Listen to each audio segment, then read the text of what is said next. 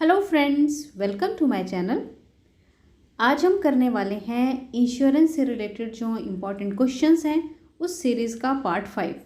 तो जैसा कि हम पहले भी बात करते हैं, ये सभी क्वेश्चंस बहुत बहुत इम्पॉर्टेंट हैं और जितने भी इंश्योरेंस से रिलेटेड एग्ज़ाम्स हैं उनके लिए ये आपको बहुत ज़्यादा हेल्पफुल होने वाले हैं। इन्हें बिल्कुल ध्यान से कीजिए और समझ के कीजिए। तो चलिए शुरू करते हैं पहले क्वेश्चन के साथ। Human life is the subject matter of a contract of dash.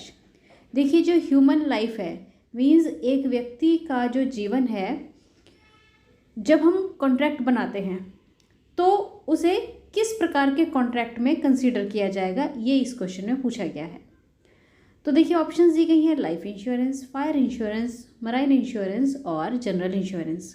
तो देखिए, जो ह्यूमन लाइफ है ये सब्जेक्ट मैटर होगा लाइफ इंश्योरेंस के कॉन्ट्रैक्ट में। तो ऑप्शन ए जो है ये इसका सही आंसर आएगा। तो option A is the right answer. Next question में पूछा गया है motor insurance provides insurance cover to dash. आपको बताना है कि जो मोटर इंश्योरेंस होती है ना, वो इंश्योरेंस कवर किसे प्रोवाइड करती है। ऑप्शन दी गई हैं: private vehicles, commercial vehicles, motorcycles, all of above. तो देखिए, मोटर इंश्योरेंस जो है ये इंश्योरेंस प्रोवाइड करती है जितनी भी मोटर गाड़ियाँ रहती हैं उन सभी को। तो ए, बी और सी तीनों ही ऑप्शंस आ जाएंगी सही। इसलिए इस क्वेश्चन का जो राइट आंसर है वो है ऑप्शन डी। नेक्स्ट क्वेश्चन में पूछा गया है employees state insurance corporation was established in dash. आपको बताना है कि जो ये एम्प्लॉयज़ स्टेट इंश्योरेंस कॉरपोरेशन है इसकी स्थापना कब हुई। ऑप्शंस हैं 1968, 1958, 1948 और 1988। तो देखिए, इसका जो सही आंसर है, राइट आंसर है, वो है option C means 1948। Means year 1948 में एम्प्लॉयज़ स्टेट इंश्योरेंस कॉरपोरेशन की स्थापना की गई। Option C is the right answer. अब जो नेक्स्ट क्वेश्चन है इसमें पूछा गया है in insurance the risk is dash. Options दी गई हैं: certain, uncertain, both A and B and none. देखिए, इंश्योरेंस में जो रिस्क है वो अनसर्टेन है, पता नहीं कहाँ से कब उठकर कौन सी मुसीबत आ जाए। तो इसलिए option B is the right answer, uncertain. Now next question is marine insurance में कवर द लॉस और डैमेज टू डैश। देखिए, जो मराइन इंश्योरेंस रहती है ना, समुद्री जहाज़ों की जो इंश्योरेंस होती है उसे मराइन इंश्योरेंस कहा जाता है। अब इसमें पूछा गया है कि ये जो कवरेज देती हैं वो किस प्रकार के लॉस या डैमेज को कवरेज प्रोवाइड करती हैं। ऑप्शंस दी गई हैं: ship, cargo, any other subject of marine adventure and all of these. तो देखिए, जो मराइन इंश्योरेंस है ना वो शिप, कार्गो या फिर और कोई मराइन एडवेंचर में जो यूज़ होती हैं डिवाइसेस, तो उन सभी को मीन्स जो पानी में चलने वाली जितने भी वाहन हैं उन्हें ये इंश्योरेंस प्रोवाइड करती है। तो इसलिए ऑप्शन डी जो है इसका राइट आंसर आएगा। चलिए, अब नेक्स्ट क्वेश्चन में पूछा गया है from the following which is not a miscellaneous insurance. आपको बताना है कि कौन सी ऐसी इंश्योरेंस है जो कि मिसलेनियस इंश्योरेंस नहीं है। ऑप्शंस दी गई हैं: motor insurance, third party insurance, social insurance और बर्गलरी इंश्योरेंस। देखिए, मोटर इंश्योरेंस के बारे में आप जानते हैं, गाड़ियों की जो हम इंश्योरेंस करवाते हैं उसे मोटर इंश्योरेंस कहते हैं। थर्ड पार्टी इंश्योरेंस नहीं आएगा यहाँ पे, ऑप्शंस में इंश्योरेंस दिया गया है। थर्ड पार्टी एडमिनिस्ट्रेटर होता है जो कि हेल्थ इंश्योरेंस में एक बड़ा रोल प्ले करता है। बर्गलरी इंश्योरेंस होती है जो कि चोरी से बचने के लिए इंश्योरेंस करवाई जाती है। पर देखिए, जो सोशल इंश्योरेंस है ना ये कोई मिसलेनियस इंश्योरेंस के एग्जाम्पल में नहीं आएगी। ऐसे ही मतलब ये कॉमन एक इंश्योरेंस नहीं है। तो इस क्वेश्चन का जो राइट आंसर है वो ऑप्शन सी है।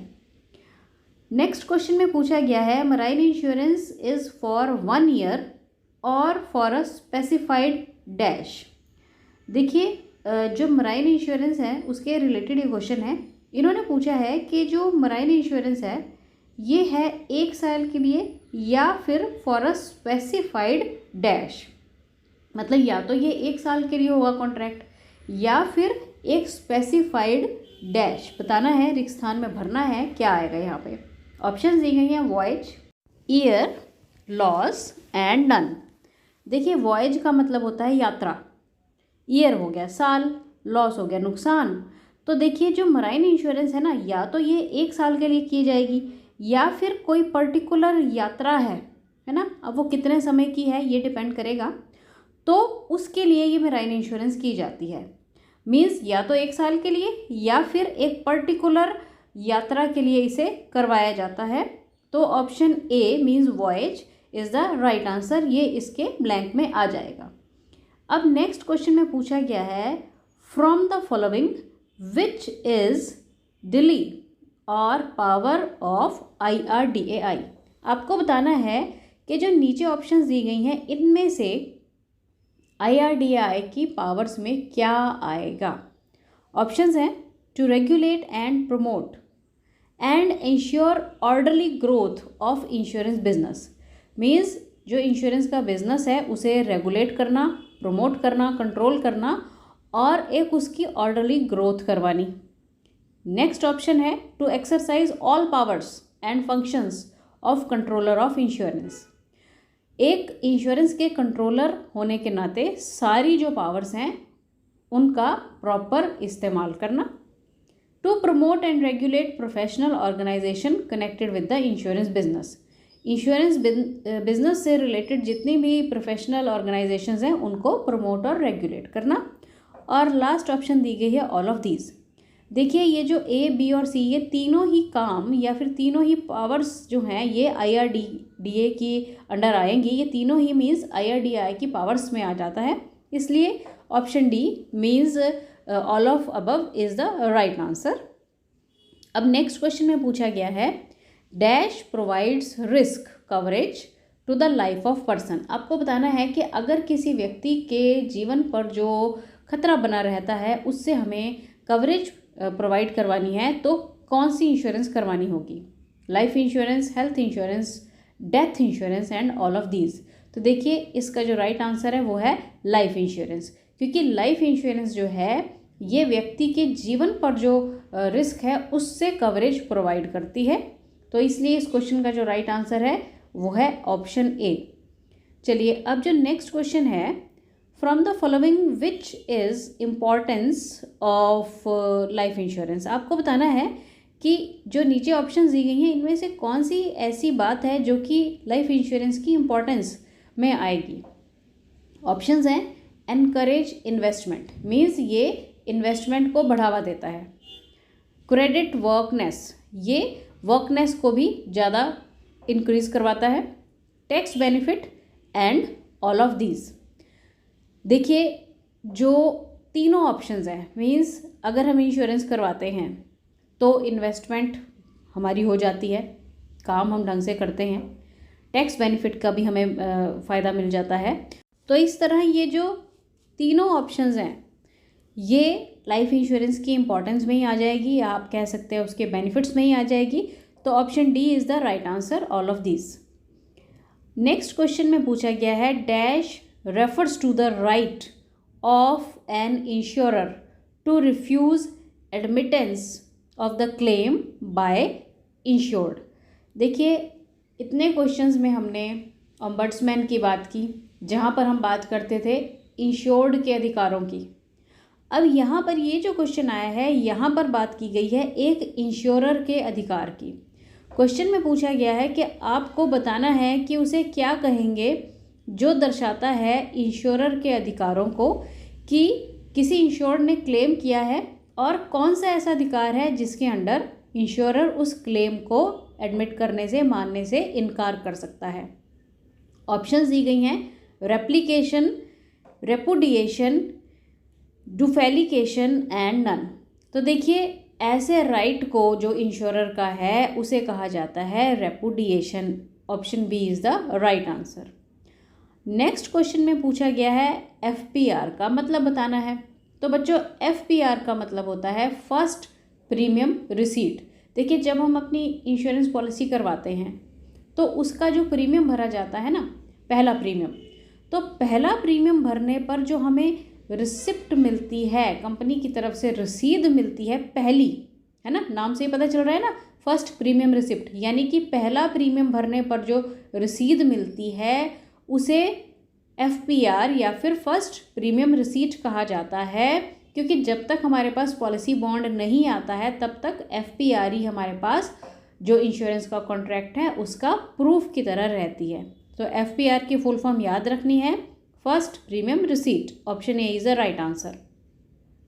नेक्स्ट क्वेश्चन में पूछा गया है dash is a voluntary termination of the contract by the policy holder. आपको बताना है कि पॉलिसी होल्डर के द्वारा कॉन्ट्रैक्ट को ख़त्म करना, है ना, उसे क्या कहा जाएगा। मीन्स कॉन्ट्रैक्ट को पूर्ण रूप से ख़त्म कर दिया गया है पॉलिसी होल्डर के द्वारा, तो उसे क्या कहा जाएगा। Report, surrender, prospectus, cover note. तो देखिए, ना तो इसे रिपोर्ट कहते हैं, ना इसे प्रॉस्पेक्टस कहते हैं, और ना ही इसे कवर नोट कहा जाता है। इसे कहा जाता है सरेंडर, क्योंकि जब जो पॉलिसी होल्डर है वो अपनी पॉलिसी को सरेंडर करवा लेता है तो उस पॉलिसी में जितना भी उसका अमाउंट मिल रहा है वो उसे वापस मिल जाता है, ठीक है, और पॉलिसी जो है वो पूर्ण रूप से बंद हो जाती है, टर्मिनेट हो जाता है कॉन्ट्रैक्ट। तो इस प्रोसेस को सरेंडर कहते हैं, इसलिए ऑप्शन बी जो है वो राइट आंसर आएगा। अब अगले क्वेश्चन में पूछा गया है डैश मीन्स क्लोजर और written of the policy before its actual maturity. देखिए, पॉलिसी को या तो बंद कर देना या रोक देना एक्चुअल मैच्योरिटी से पहले ही, उसे क्या कहा जाएगा। ऑप्शंस हैं foreclosure, surrender, endorsement and cover note. तो देखिए, इस प्रोसेस को कहा जाता है foreclosure. Option A is the right answer. Next question में पूछा गया है कि if the insured dies before the expiry of the term of the policy this is known as dash. अगर इंश्योर्ड व्यक्ति, मतलब जो बीमित व्यक्ति है, पॉलिसी ख़त्म होने से पहले मीन्स पॉलिसी की टर्म कंप्लीट होने से पहले ही उसकी मृत्यु हो जाती है, तो क्या कहेंगे। नीचे जो ऑप्शंस दी गई हैं कौन सी यहाँ पर फिट बैठेगी। पहली ऑप्शन है सरेंडर, फिर है फोरक्लोजर, फिर है डेथ क्लेम और डेथ पॉलिसी। तो देखिए, ऐसे केस में कहा जाएगा डेथ क्लेम, ऐसी कंडीशन में डेथ क्लेम आएगा। तो जो सही ऑप्शन बैठ रही है यहाँ पे वो है ऑप्शन सी, डेथ क्लेम। अब जो नेक्स्ट क्वेश्चन है इसमें पूछा गया है dash is concerned with the overseas trade. देखिए, ओवरसीज ट्रेड का मतलब क्या होता है, समुद्र पार जाके व्यापार करना। उससे कौन सी इंश्योरेंस जो है वो कंसर्न्ड होगी। ऑप्शंस दी गई हैं life insurance, non life insurance, marine insurance and fire insurance. तो देखिए, समुद्र पार अगर जाकर किसी को व्यापार करना है तो उसी समुद्री बीमा की ही आवश्यकता होगी, जिसे हम कहते हैं marine insurance. Option C is the right answer. चलिए, नेक्स्ट जो क्वेश्चन है ना, यहाँ पूछा गया है कि marine insurance is a contract of dash. ये किस प्रकार का कॉन्ट्रैक्ट है। ऑप्शंस हैं increment, indemnity, maturity and none. तो देखिए, जो इंश्योरेंस है ना, मराइन इंश्योरेंस, ये एक प्रकार का ना इंडेमनिटी का कॉन्ट्रैक्ट होता है। और जैसे कि हम पहले भी बात करते हैं कि इंडेमनिटी का जो कॉन्ट्रैक्ट होते हैं ना, जितने भी नॉन लाइफ इंश्योरेंस रहती है ना, वो कॉन्ट्रैक्ट ऑफ इंडेमनिटी होते हैं। कॉन्ट्रैक्ट ऑफ इंडेमनिटी का मतलब बच्चों होता है कि अगर कुछ टूट फूट हो गई तो कंपनसेशन मिल जाएगा, अगर कुछ नहीं हुआ तो कॉन्ट्रैक्ट ख़त्म, बात ख़त्म, नेक्स्ट टाइम पे फिर से कॉन्ट्रैक्ट करवा लीजिए। जैसे गाड़ियों का इंश्योरेंस होती है, आपने करवाई होगी, है ना। तो जो मराइन इंश्योरेंस है ये होता है कॉन्ट्रैक्ट ऑफ इंडेमनिटी। इसमें इंक्रीमेंट या मैच्योरिटी वगैरह कुछ नहीं मिलती है। अगर प्रॉब्लम आ गई तो कंपनसेशन मिल जाएगा, पर अगर कोई प्रॉब्लम नहीं आई कॉन्ट्रैक्ट हो जाएगा ख़त्म, जितनी ड्यूरेशन है उसके बाद। तो इसलिए ऑप्शन बी जो है वो राइट आंसर आएगा। चलिए, अब नेक्स्ट जो क्वेश्चन है ना, इसमें पूछा गया है कि विच is not a subject matter of marine insurance. आपको बताना है कि ये जो समुद्री बीमा रहता है ना, मराइन इंश्योरेंस जिसे हम कहते हैं, तो उसमें कौन सी ऐसी चीज़ है जो कि सब्जेक्ट मैटर नहीं रहेगी। ऑप्शंस हैं hull insurance, cargo insurance, freight insurance और फायर इंश्योरेंस। देखिए, जो हल, कार्गो और फ्राइट है ना, ये तो तीनों ही वर्ड्स जो है ना, ये रिलेट करते हैं किनसे, जो समुद्र में चलने वाले वाहन हैं, मीन्स जो समुद्री जहाज हो गया, उनसे रिलेटेड वर्ड्स हैं ये। और जो फायर इंश्योरेंस है ना, वो एक अलग प्रकार की इंश्योरेंस है, वो मराइन इंश्योरेंस में सब्जेक्ट मैटर नहीं रहेगी, इसलिए option D is the right answer. अब अगला जो क्वेश्चन है ना, ये भी इसी से रिलेटेड है। क्या पूछा गया है, चेक करते हैं। डैश मीन्स बॉडी और फ्रेम ऑफ द शिप और वेसल एंड इट्स मशीनरी। आपको बताना है कि जो शिप की बॉडी रहती है ना, या फ्रेम कह दो जिसे आप, उसे क्या कहा जाता है? कार्गो, फ्राइट, हल और वॉयज। देखिए, उसे कहा जाता है हल।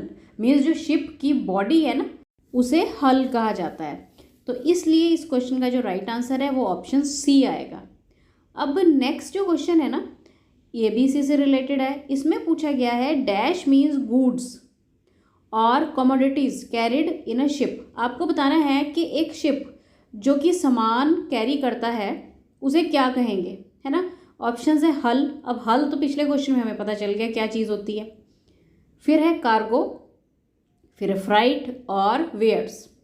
तो देखिए, जो सामान कैरी करने वाला जो शिप है उन्हें कहा जाता है कार्गो।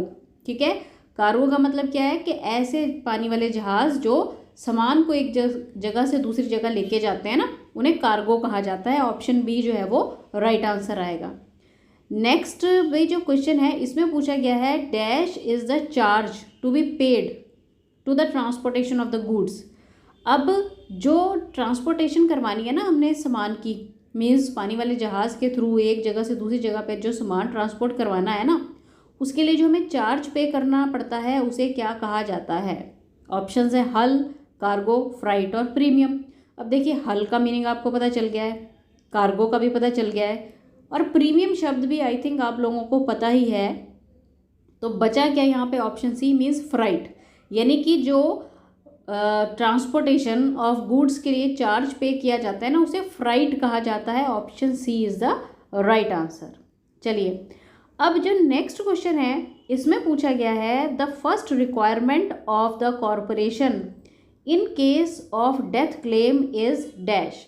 अब देखिए, अगर डेथ क्लेम हो जाता है तो कोई भी जो कॉरपोरेशन है, मीन्स इंश्योरेंस कॉरपोरेशन रहेगी, उसकी पहली आवश्यकता क्या होगी? मतलब पहली जो चीज़ डेथ क्लेम में सबमिट करवाने की ज़रूरत है वो क्या होगी? क्या है ऑप्शंस? ये है imitation of death, intimation of death, certificate of death and none of these. तो देखिए, जो फर्स्ट रिक्वायरमेंट रहेगी ना डेथ केस में क्लेम के लिए, वो होगी intimation of the death, means death की जानकारी। Option B is the right answer. अब जो अगला क्वेश्चन है ना, यहाँ कहा गया है from the following which is not a content of letter of intimation. देखिए, जो लेटर ऑफ इंटीमेशन रहता है ना, जैसे अभी हमने पिछले क्वेश्चन में किया, उनमें से कौन सी ऐसी बात है जो कि कंटेंट नहीं रहेगी, इस लेटर में नहीं आएगी वो बात, है ना। ऑप्शंस क्या है? Name of the life insured, ये तो चाहिए ही है, तभी पता चलेगा ना कि किसकी डेथ हुई है। डेट ऑफ डेथ, ये भी चाहिए है, किस तारीख को उसकी डेथ हुई है। Cause of death, cause of death से क्लेम की वैल्यू डिसाइड की जाती है कि एक्सीडेंटल डेथ हुई है या फिर नेचुरल डेथ हुई है। और ऑप्शन डी दी गई है डेट ऑफ बर्थ। देखिए, डेट ऑफ बर्थ की इसमें ज़रूरत नहीं रहेगी, तो ऑप्शन डी जो है वो राइट आंसर आ जाएगा। अब जो नेक्स्ट क्वेश्चन है ना, यहाँ पे ना पीपीएल पॉलिसी का एक एक्सपेंशन माना गया है। मीन्स जो पीपीएल शब्द है ना इंश्योरेंस में यूज़ होता है, आपको उसकी फुल फॉर्म बतानी है। तो इसकी जो फुल फॉर्म होती है ना, वो होती है policy proof of interest. Option C जो है वो राइट आंसर आएगा। याद रखनी है, ऐसी फुल फॉर्म्स बहुत सारी आ जाती हैं। क्या है ये? Policy proof of interest. चलिए, अब हम करेंगे अपनी वीडियो का लास्ट क्वेश्चन। तो क्या है ये क्वेश्चन, चेक करते हैं। Dash policy is issued to cover the risk involved when the ship is anchored in the post. आपको बताना है कि जब जो पानी वाला जहाज़ है ना, उसने अपना लंगर डाल दिया। जब लंगर डालने का मतलब क्या होता है कि एक जगह पर जो भी उनकी जगह होती है ना, वहाँ पर आके वो खड़ी हो गई है। अब उस समय जो रिस्क होंगे उस शिप पे या उसके जो भी सामान उस पे है, उस रिस्क को कवर करने वाली पॉलिसी को क्या कहा जाता है? ठीक है ना। ऑप्शंस हैं cargo, port risk, currency and fleet. तो देखिए, पोर्ट रिस्क पॉलिसी जो है ना वो इशू की जाती है किस समय के लिए, जब जो शिप है वो लंगर डाल के एक जगह पर खड़ी है, क्योंकि उस समय भी तो उस पर नुकसान होने का कुछ ना कुछ चांस बना रहता है ना। तो ऐसी पॉलिसी को क्या कहा जाएगा, port risk policy. Option B is the right answer. Thanks for watching the video and best of luck.